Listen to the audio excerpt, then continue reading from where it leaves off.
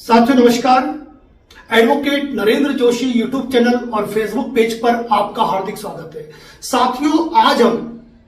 पारिवारिक कोर्ट यानी कि फैमिली कोर्ट के मैटर में पति पत्नी के विवादों से संबंधित एक वीडियो आपके सामने पोस्ट कर रहे हैं, जहां हम जानकारी देने का प्रयास करेंगे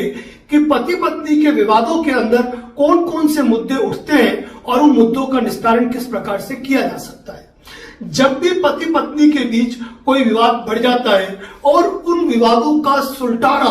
परिवारजनों के, समाजजनों के आपसी वार्तालाप और मध्यस्थता के बावजूद नहीं होता है, तब वहां पर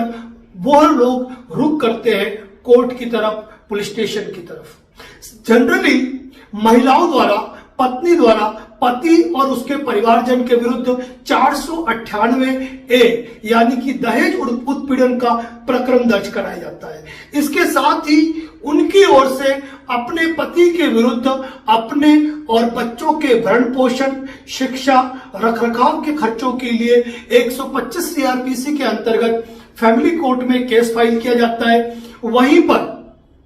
घरेलू हिंसा से महिला का संरक्षण अधिनियम के अंतर्गत, DV एक्ट के अंतर्गत घरेलू हिंसा का प्रकरण भी पति और उसके परिवारजन पर दर्ज कराया जाता है। और इसी प्रकार यदि पति अपनी पत्नी के ऊपर कोई मुकदमा करना चाहता है तो जनरली उसके द्वारा सेक्शन 9 यानी कि दाम्पत्य अधिकारों की पुनर्स्थापना, यानी कि बिना किसी उचित कारण के मेरी पत्नी को घर छोड़कर चली गई है, उसको मेरे घर पर वापस रहने का आदेश दिया जाए, यह मुकदमा दर्ज करती है किया जाता है पति द्वारा। या फिर पति द्वारा अंततः सेक्शन 13A हिंदू विवाह अधिनियम के अंतर्गत तलाक का मुकदमा भी फाइल किया जा सकता है। जब ये सारे लिटिगेशन फाइल होते हैं और सारे लिटिगेशन में जब परिवार जो है, चाहे वो पति हो या पत्नी हो, जब बार बार कोर्ट आकर थक जाते हैं और रास्ता निकालना चाहते हैं, तो एक रास्ता ये निकलता है कि दोनों का अब साथ में रहना संभव नहीं है, तो क्यों ना आपसी सहमति से तलाक ले लिया जाए। उनके बीच में जो भी स्त्री धन, जो भी लेन देन या जो भी दूसरा कोई विवाद है, प्रॉपर्टी संबंधित, बच्चों संबंधित, उनके बारे में चर्चा की जाती है और वो चर्चा करने के बाद वह सेक्शन 13B के अंदर आपसी सहमति से तलाक की याचिका प्रस्तुत करते हैं। आज हम मुख्य रूप से चर्चा करेंगे आपसी सहमति से जो तलाक याचिका पेश की जाती है उसके बारे में। तो सबसे पहले आपको यह जानना जरूरी है कि आपसी सहमति से तलाक की याचिका कब पेश की जा सकती है। दोनों पक्षकारों की यानी कि पति और पत्नी दोनों के शादी की तारीख को 1 वर्ष से अधिक का समय गुजर चुका हो, यह पहली शर्त है। दूसरी शर्त यह है कि उनके बीच में 1 साल से अधिक का सेपरेशन रह चुका हो, यानी कि 1 साल से वह दोनों अलग अलग निवास कर रहे हो। यह मुख्य शर्त है सेक्शन 13B आपसी सहमति से तलाक की याचिका के लिए। आपसी सहमति से तलाक की याचिका के लिए कोर्ट को किसी को समन नहीं भेजना पड़ता है, क्योंकि दोनों ही पक्षकार मिलकर एक ही अधिवक्ता, एक ही वकील के माध्यम से एक ज्वाइंट पिटीशन फैमिली कोर्ट के अंदर पेश करते हैं, जिसके अंदर वह फैमिली कोर्ट के सामने उनकी शादी कब हुई, कब से वह अलग अलग रह रहे हैं, उन दोनों ने एक दूसरे के खिलाफ कौन कौन से लिटिगेशन फाइल किए, उनमें अभी क्या चल रहा है, उनको वो विड्रॉल कर रहे हैं। इसके अलावा उनके बीच में भरण पोषण, स्त्री धन संबंधित क्या शर्तें, नियम उन्होंने निर्धारित कर लिए, क्या राजीनामा कर लिया, उन चीजों का हवाला दिया जाता है। और इस चीज का भी हवाला दिया जाता है कि विगत 1 वर्ष से अधिक समय से वो तारीख स्पेसिफिक की जाती है कि इस तारीख से हम दोनों अलग अलग निवास कर रहे हैं। अब दोनों के आधार कार्ड, मैरिज सर्टिफिकेट, शादी का कार्ड, शादी के फोटोग्राफ, जो जो डॉक्यूमेंट शादी से संबंधित उनके पास है, वह कोर्ट की पत्रावली पर पेश किया जाता है। कोर्ट उनकी एप्लीकेशन को एक्सेप्ट करके केस दर्ज करके उनको 6 मंथ का टाइम दे देता है। यह 6 मंथ का जो टाइम दिया जाता है, अगली डेट दी जाती है, वह इसीलिए दी जाती है कि 6 महीनों के दौरान यदि किसी पक्षकार के मन में कोई ऐसी भावना आ जाए, दोनों के मन में, कि हम आपस में रहना चाहते हैं, तो वह प्रकरण विड्रॉल कर सकते हैं।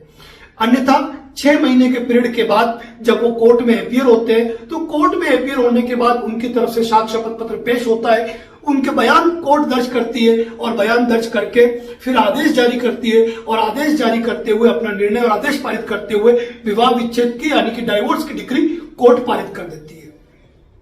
यहां पर यह समझना भी जरूरी है कि क्या केस फाइल करने के बाद 6 महीने का पीरियड जो है वह बाध्य है। यहां पे बताऊं मैं आपको कि यदि पति और पत्नी के बीच में पहले से ही लंबे समय से 498A का प्रकरण चल रहा है, घरेलू हिंसा का चल रहा है, 125 CRPC का चल रहा है, कोई दूसरे मुकदमे चल रहे हैं, तो ऐसी अवस्था में जब ऑलरेडी उनके लिटिगेशन पेंडिंग थे,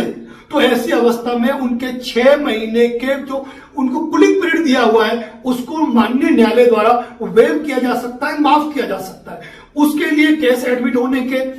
2-4 दिन, 8 दिन, 15 दिन, महीने भर बाद दोनों पार्टियां उपस्थित होकर कोर्ट में एप्लीकेशन लगा सकती हैं कि हम ऑलरेडी ये इतने सारे लिटिगेशन चल रहे थे, लंबे समय से हम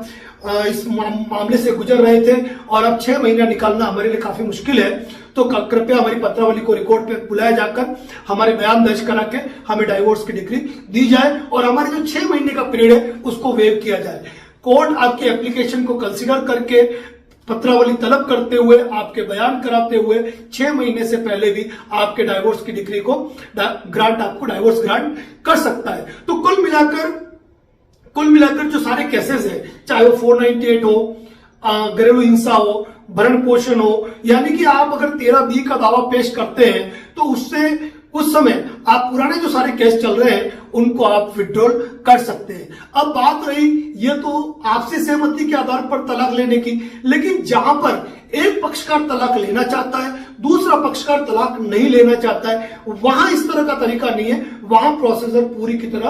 पूरी तरीके से चेंज रहेगा। फिलहाल आज का मुद्दा हमारा यह था कि आपसी सहमति से तलाक किस प्रकार से होता है। अब मैं समस्त जो भी मेरे व्यूअर्स हैं, मैं उनको ये कहना चाहूंगा कि यदि दोनों ही पक्षकारों के बीच में यह बात पूरी तरीके से क्लियर हो गई है कि अब हमें साथ में नहीं रहना है, हम पति पत्नी के रूप में अब साथ में नहीं रह सकते हैं, तो एक दूसरे पे जो दूसरे एलिगेशन लगाते हुए जो दूसरे मुकदमे किए जाते हैं, उनसे बेहतर यही है कि वो सारे केस फाइल करने से बेटर आप काउंसलिंग करके,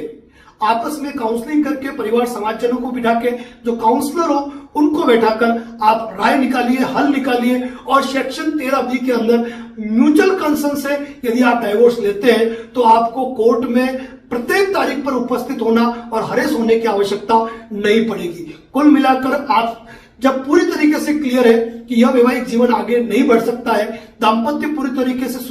सुचारू रूप से नहीं चल सकता है, तो ऐसी अवस्था में 13B आपसी सहमति से तलाक लेना ही बेस्ट विकल्प है।